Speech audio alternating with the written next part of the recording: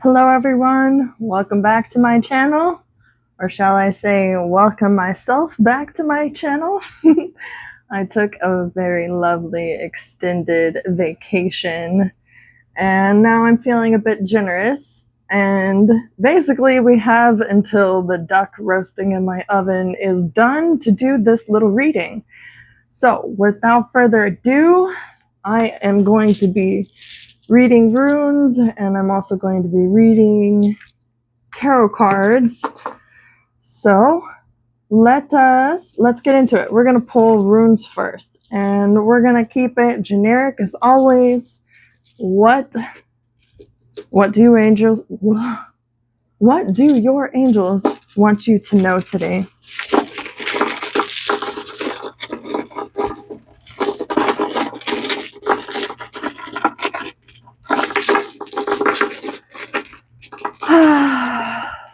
What do you want your people to know today?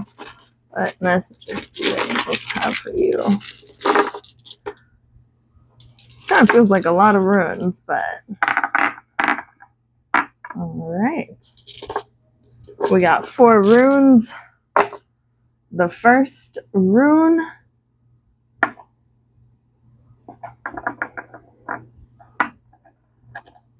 well, actually, perhaps I should take a moment to really absorb what we have here.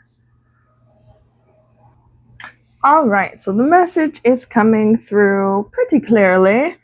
The first rune we have is Ehas. Ehas, which means yew, like a yew tree. W-E, I mean, Y-E-W, yew. And then we have Inguas, which is frig. And then we have Laugas, which either means a lake or it means leek, like an onion. And then the final rune is Fehu, which means money. It is the root for the word fee, Fehu. You immediately makes me think of the myth of Ur, or Ullr, who actually is the only other god to sit on the throne of Odin. He does this for about 10 years. So he is a rival to the god of wrath and madness. That's how I would summarize Odin. Even though Norse gods aren't really traditionally in that Greek god of this, god of that sort of standard, they're more like complicated family personas and personalities, and not traditionally in Viking Age labeled as god of this or god of that. So that little rant aside, Uller, he shares a lot of similar characteristics with a goddess, but he's associated with the bow, as in archery, and traditionally bows are made of yew, and he's spoken of as living in yew, in a yew grove. But there's also an association of his name to mean a seer or a poet, like sight, or wealth or glory. Also, there's sort of a poem associated with this god Ullr, of fire scrying, which is more emphasis on the seeing, like clairvoyance. And also swearing oaths on rings and scrying into fire, and basically associated with honor. So all very good things, quite diametrically opposite to the energies associated with Odin.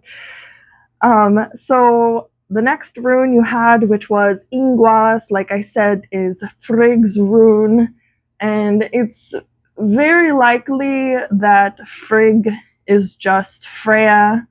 Freya is Fror, is Frigg, kind of all possibly, very likely the same figure, just something the gods would normally do is sort of take alternative names and kind of obfuscate who they were or what they were up to. But Frigg is where we get that word of, what is it, Fräulein, right? The German word for woman. So it just means usually woman. And even if you look at the symbol, you know, there's this womb, you could say, a womb in the center there. But this is definitely associated with agriculture, abundance in that regard. Freya, I would say, is protective, right? She tried to protect Balder. And of course, although the other gods were being quite reckless with Balder, and she, yeah. So, and then she was also married to Odin. So then we move on to Laugas, or a lake, or an onion. And both of these symbols to me represent a transition, like existing in two different realms, or existing through multiple realms. So a lake obviously is when you are penetrating into a lake, it's almost like esoterically like a portal, or like you're delving into your subconscious. But waters are purifying and healing and life-giving, and sort of in the same way that an onion grows in the soil and then it sprouts up into the realm of air. And that all seems very symbolic to me. It gives me a lot of associations with the Temperance card, like healing, but with that extra layer of existing simultaneously in different realms. And honestly, especially like healing and growth. I don't know why my forehead's itching. But anyway, so actually, you know, it could be very much with the sight and the Freya or Frigg rune, you're learning to develop your feminine connection to spirit, your feminine connection to God. Feminine meaning passively receiving. So you are seeing, you are passively receiving information, and it seems to me like you're going to be receiving information that is helping you grow, develop, and heal on multiple different planes in your body. So that to me says you're healing all four bodies that you have: your physical body, your astral body, your etheric body, and oh wait, what am I missing? In your ego. That's four. Your ego. So, and Fehu, right? We come back to Fehu. Fehu is about money and exchange. So possibly this could just be talking about certain spiritual gifts, like a gift of healing, a gift of sight and clarity, a gift of analytical perception that you are being guided to make your life purpose, like your career, your way of making money. And also I'm getting a really strong, like, and protect yourself, like emphasis on this is going to protect you. So with that, I'm gonna get the cards out. So I'm gonna pause while I shuffle them, draw them. All right. Actually, let me drink a little water. Sorry.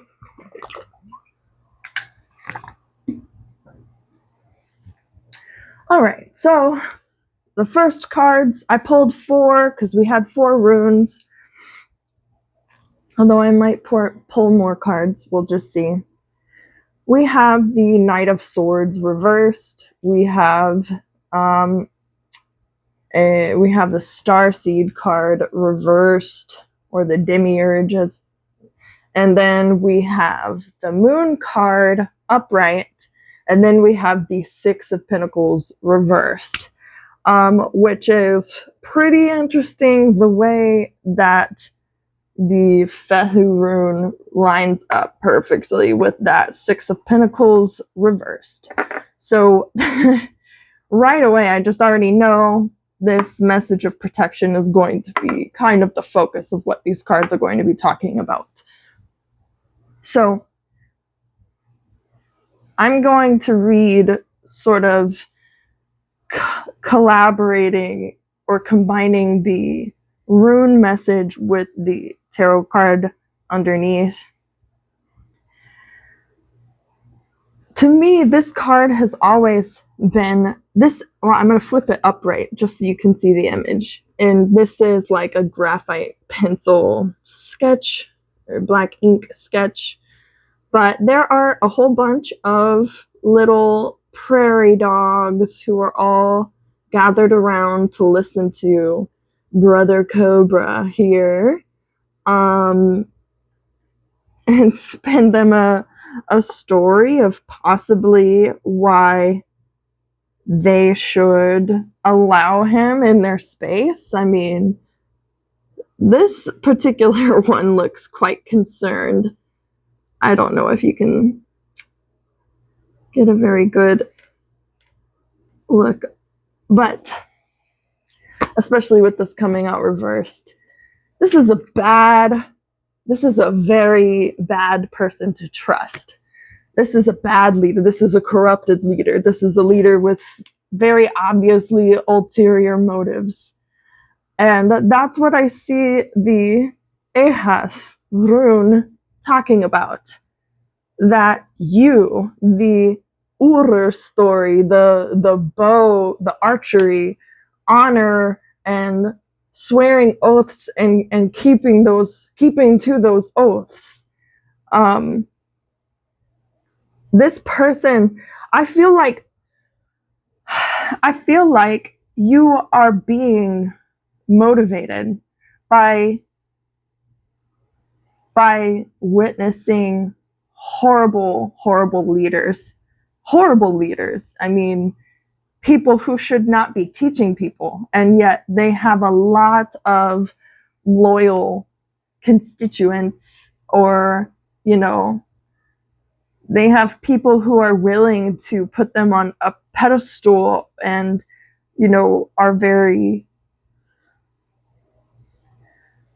just vulnerable people, you know. And the thing is, it's like there's no shade towards any of these little prairie dogs who are succumbing to the seductive whispers of the cobra. Okay.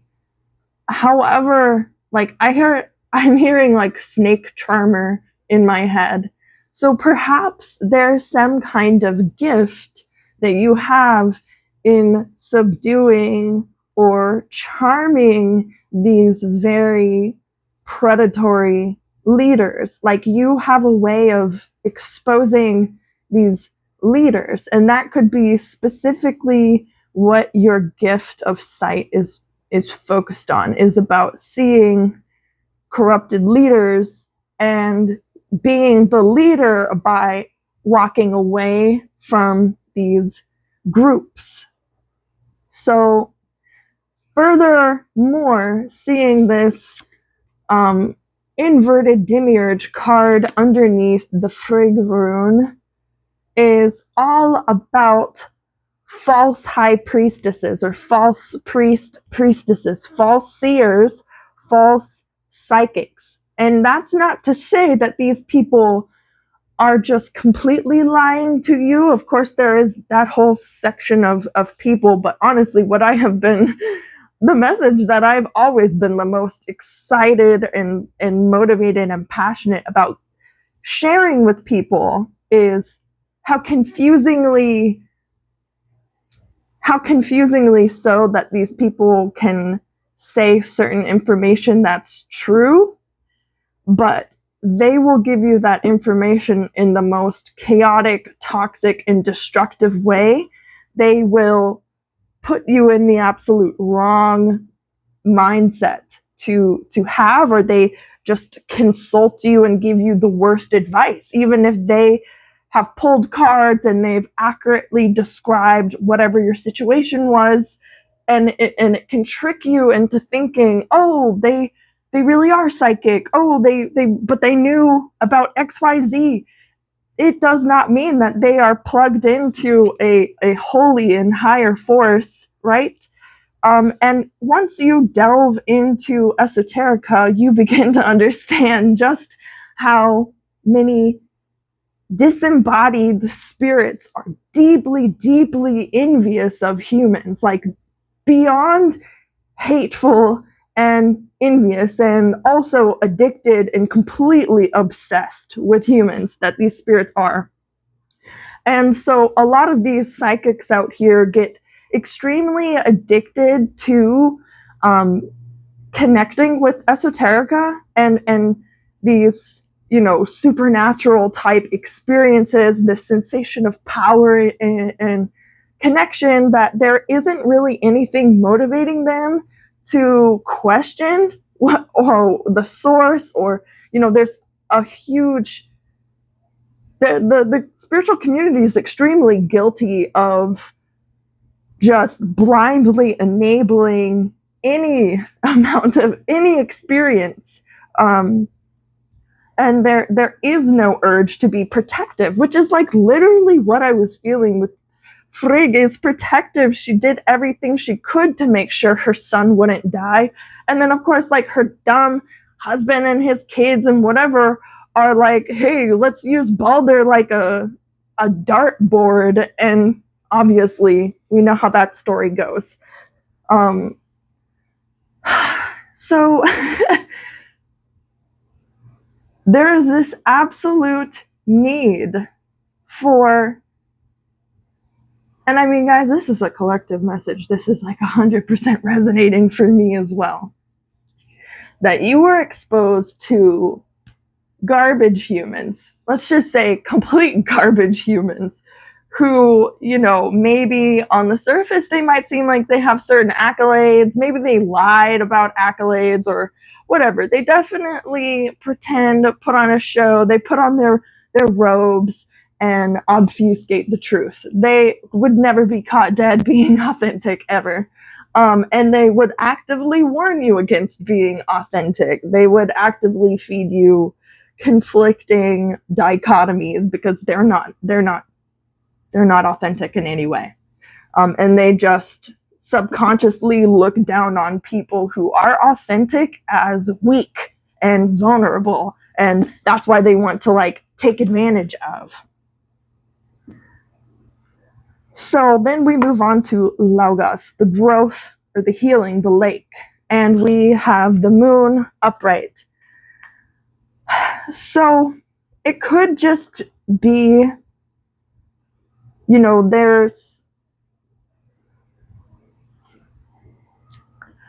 there's a lot of karma. We all have our fair share of karma to go around.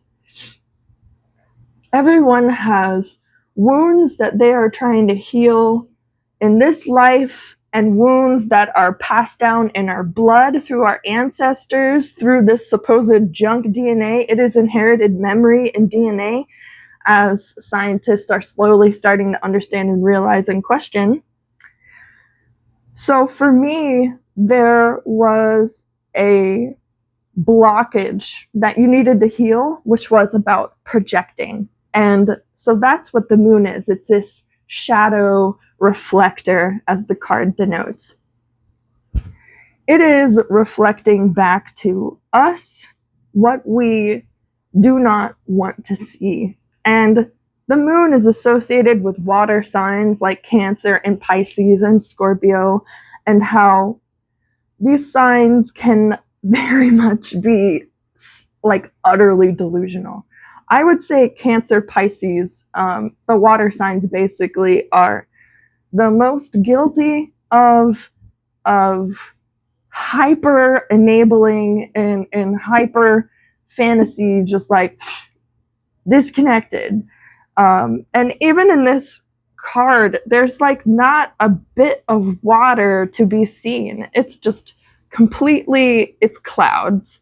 It's clouds, which might as well just be fog. It might as well just be a veil. It might as well be another realm that you must push through. Smoke and mirrors. That basically people that you were projecting a certain level of perfection or success or intellectualism or wisdom onto was an illusion, because they were actually like your enemies. So you were like putting your people who are actively working against your values and what, you know, the true spiritual creator of this world is guiding you to, the wisdom and healing that happens naturally, this sort of cosmic initiation that happens naturally if you are looking for it, like the seer, looking for it, trying to connect with it, trying to swear your oath to it, keep your oath to it, right? The thing is, it's integrity. I almost just want to say the you of Ehas, specifically in this reading, is just focused on the integrity. That is how you protect yourself, right? And that's also how you differentiate yourself. Because I feel like you might go into these spaces, say your piece, you know, and then chaos, you know, as people have their paradigms challenged,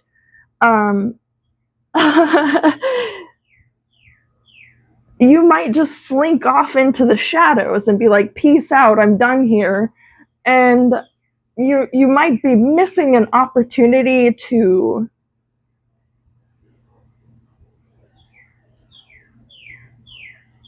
guide people away from, see, and I'm hearing the cardinal outside, and cardinals are spiritual leaders. So you're missing the opportunity to collect people and bring them into your space, into a new space where they could be exposed to different information, where they would be given the opportunity to make decisions for themselves, or to witness the integrity, to witness the authenticity, to fully let it solidify into their being how you were different than this extremely corrupted, manipulative leader, this literal cobra in the prairie dog's den, like looking down on everyone and, you know, thinking that they are just the exception, because they don't have integrity, truly. They don't have the diligence to challenge themselves. That's what it's about. Do you have the diligence to challenge the source of your psychic information? Or are you just so addicted to feeling powerful that you'll let fucking anything fly through your body? Like, that's wild. But that's literally what these people are out here doing, you know? And that's why it could almost seem like, how are they so perfect? How are they able to do this and have this level of success? And, you know, truly you can never really understand what's actually happening in somebody's life, Even if you're watching them like every single week on YouTube for however many years, a decade or whatever, if you have the illusion, you have the clouds, you're just not seeing straight. And so that leads us to the Fehus, and we see the Six of Pentacles reversed, which is these scales, right? And it is showing a major imbalance. It's making me think of my first soul retrieval session. There was a teacher who I was initiated into a healing practice of soul retrieval. And part of this ritual of initiation was going and speaking with Anubis. And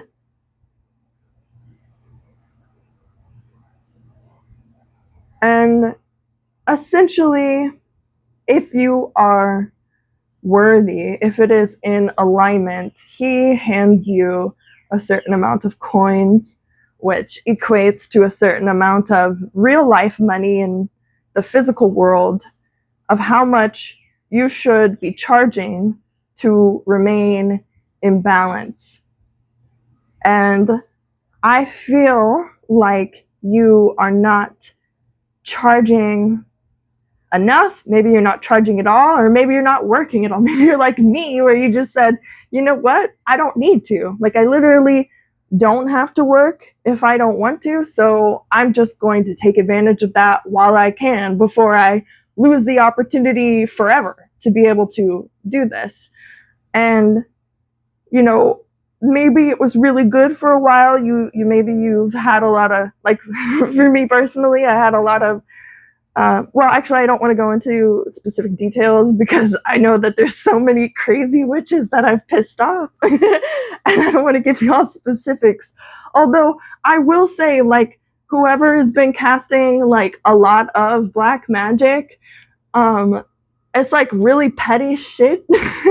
Really, really petty stuff. Like, but I can tell like exactly what they are trying to curse because I just like randomly get blessed in that department.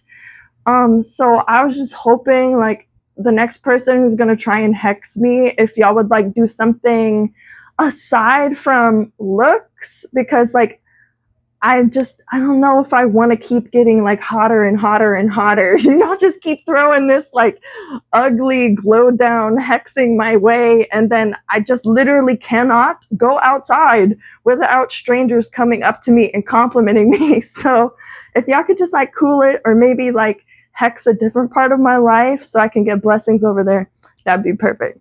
So anyways, back to the message though. Back to the message. You are being called by spirit to fully step out into your profession, to truly put your integrity and your authenticity on display, because it is so completely and utterly needed right now. Like, it is, the whole community is beyond stinky, okay? But it's not the time to get burnt out like I got so burnt out, okay? But you can take a little break. You can take a little break and then come back to it refreshed, right?